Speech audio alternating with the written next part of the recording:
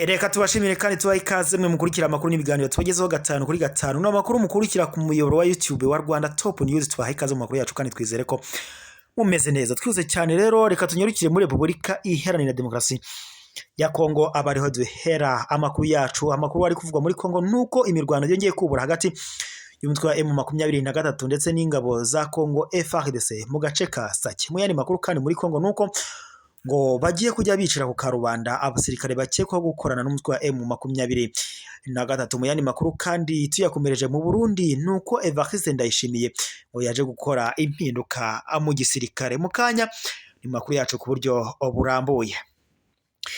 Reka ngaruke kandi mbahe ikaze mu makuru yacu ku buryo burambuye, n'ubundi tugiye guhera muri Repubulika Iharanira Demokarasi ya Kongo. Nkuko byakomeje kugenda rero bitangazwa, imirwano hagati y'ingabo za Kongo FARDC ndetse n'umutwe wa M23 yongeye kubura mu mujyi wa Sake nyuma y'iminsi mike y'agahenge. Nkuko byakomeje kugenda bitangazwa n'umuvugizi wa M23 mu bya politike Yirukanye yatangaje ko imirwano yongeye kubura muri territoire ya Masisi.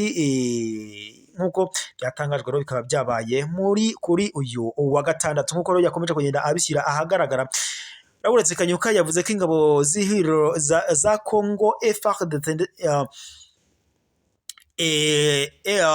umuvugizi wa M23 Yirukanye yakomeje kuvuga ko ingabo za Kongo FARDC ndetse na FDLR abashacuro umutwe ndetse n'ingabo za SADC n'iz'u Burundi ngo zateye abaturage ndetse zo muri Sake ndetse no mu duce dutandukanye ngo zihanganye n'umutwe wa M23 ndetse ngo zikica abaturage abandi bakava mu byabo. Nkuko byakomeje kugenda bitangazwa rero, Yirukanye yavuze ko M23 kuri ubu ngo irimo guhangana n'izi ngabo za Kongo FARDC ngibe yazirukana muri ibi bice bitandukanye. Nkuko byakomeje kugenda bitangazwa rero, Sake yari imaze iminsi ifite agahenge nyuma y'uko mu minsi mike yari ishize imirwano yasaga n'iyimukiye muri territoire ya Rucuru.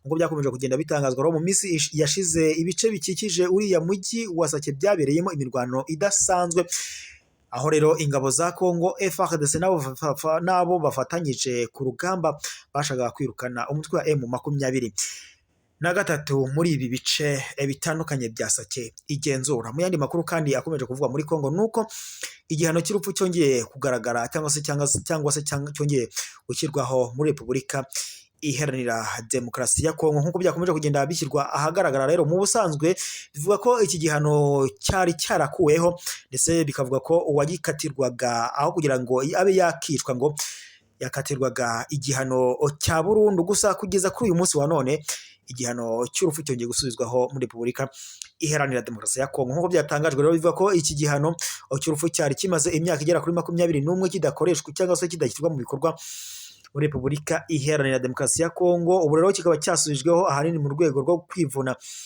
abasirikare ngo bazajya bakekwaho gukorana n'umutwe wa M23 ndetse no kugambanira igihugu. Nkuko byakomeje kugenda bitangazwa, kuri uyu wa gatatu tariki ya 13 Werurwe umwaka wa 2024, Minisitiri w'Ubutabera muri Repubulika Iharanira Demokarasi ya Kongo Rose Mutombo bivuga ko yasinye inyandiko yikuraho isubikwa ry'agateganyo ry'igihano cy'urupfu ryari ryarashyizweho mu mwaka wa 2023. Ngo inyandiko rero ikomeza kugenda ivuga ko ibikorwa by'ubuhemu ndetse ngo n'ibyo kuneka byatumye abaturage na Repubulika na leta ya Kongo muri rusange ngo bishyura ikiguzi kinini bitewe n'ingano ngo y'ibyangiritse.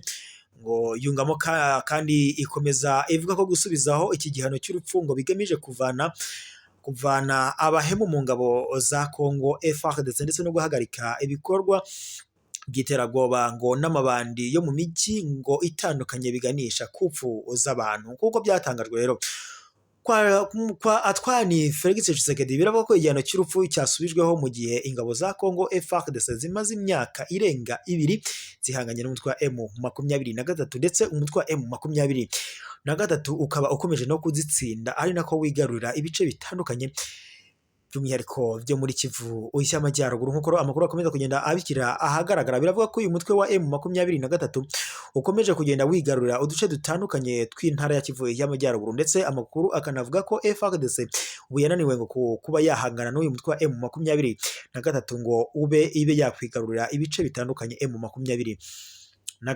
igenzura. Ku ruhande kandi rwa leta ya Kinshasa cyangwa se rwa Repubulika Iharanira Demokarasi ya Kongo, harakekwa ko ngo haba hari abasirikare benshi barimo n'aba ofisiye ba Fardc ndetse ngo n'abadepite n'abasirikare ngo bakekwaho gukorana n'umutwe wa M23. Rero ubu ngubu uyu mwanzuro cyangwa se iki gihano cy'urupfu kikaba aribo cyashyiriweho. Amakuru rero akomeza kugenda ashyirwa ahagaragara, aratangaza ko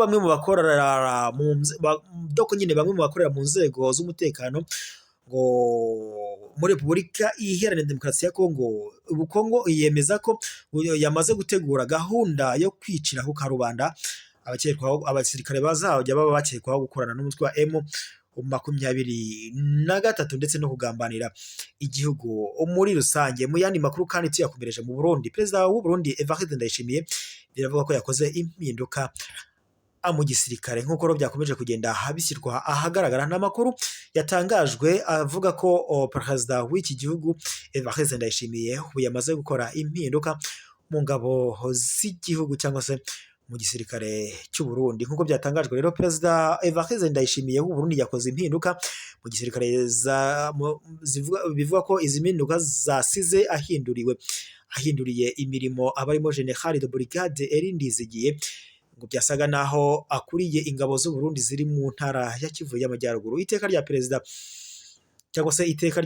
Ndayishimiye ryo kuwa kane tariki ya 14 Werurwe mu mwaka wa 2024 yerekana ko Jean Dizigiye yakunze adoko bakunze kwita Muzinga yagizwe umuyobozi wa division ya mbere y'ingabo zirwanira ku butaka. Nk'uko byatangajwe rero, bivuga ko ari inshingano yasimbuyemo General de Brigade Dominique Nyamugaruka wagizwe umuyobozi mukuru ushinzwe abahoze ku rugamba muri Minisiteri y'Ingabo z'u Burundi ndetse n'abahoze ku rugamba. Nk'uko byatangajwe rero, uyu amakuru avuga ko yahawe uriya mwanya ngo usa no kumumanura mu ntera.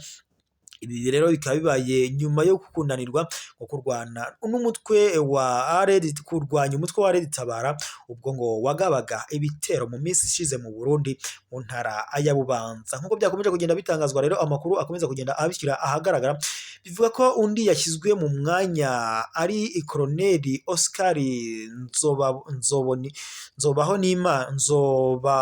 Nzohabonimana yagizwe umugenzuzi ushinzwe amahugurwa, imyitozo ndetse n'ibikorwa mu bugenzuzi bukuru bwa Minisiteri y'Ingabo n'abahoze ku rugamba. Mwe mwari mukurikiye amakuru n'ibiganiro tubagezaho ku muyoboro wacu wa YouTube wa Rwanda Top News. Tubashimiye amakuru n'ibiganiro tubagezaho. N'umuyoboro wa YouTube bagezaho amakuru n'ibiganiro biba bitandukanye, by'umwihariko amakuru haba arimo aravugwa hano mu karere k'ibiyaga bigari. Mwe mudukurikira mu hirya no hino hatandukanye, abadukurikira bari mu Rwanda, mu Burundi, muri Kongo, muri Tanzania, Uganda, Kenya, Malawi, Zambia, Mozambique ndetse n'ahandi hatandukanye. Tubashimira uburyo mukurikira amakuru yacu n'ibiganiro tubagezaho 5 kuri 5. Gusa kuri wowe waba utarakanda subscribe cyangwa sabone, ubwo nyine bitewe n'ururimi ukoresha, ndagushishikariza gukandaho maze ukazajya uwa mbere kubona amakuru n'ibiganiro tukugezaho 5 kuri 5. N'umuyoboro wa YouTube ubagezaho amakuru n'ibiganiro biba bitandukanye, by'umwihariko nk'amakuru abavugwa muri politike, amakuru abavugwa mu mutekano ndetse n'andi yose atandukanye. N'umuyoboro kandi wa YouTube ubagezaho amakuru n'ibiganiro biba bitandukanye, by'umwihariko abarimo aravugwa hano mu karere k'ibiyaga bigari. Wowe rero udukurikira cyangwa se uhora witeguye gukurikira amakuru n'ibiganiro tukugezaho 5 kuri 5, tugushimira umwanya wose uba waduhaye ukurikira amakuru n'ibiganiro tukugezaho 5 kuri 5. Umuyoboro rero wacu wa YouTube ubagezaho amakuru n'ibiganiro biba bitandukanye. Wowe rero udukurikira turagushimiye mu makuru yacu nakagaruka.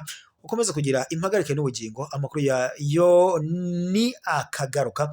turabashimiye mukomeze kugira impagarike n'ubugingo, wowe waba wagiye guhaha aho wagiye guhahira cyangwa se mu bikorwa byawe urimo bitandukanye, nakubwira ngo ukomeze ugire impagarike n'ubugingo kandi Nyagasani akwishimire, uhahe uronke amakuru yacu yo nakagaruka kandi turabakunda cyane.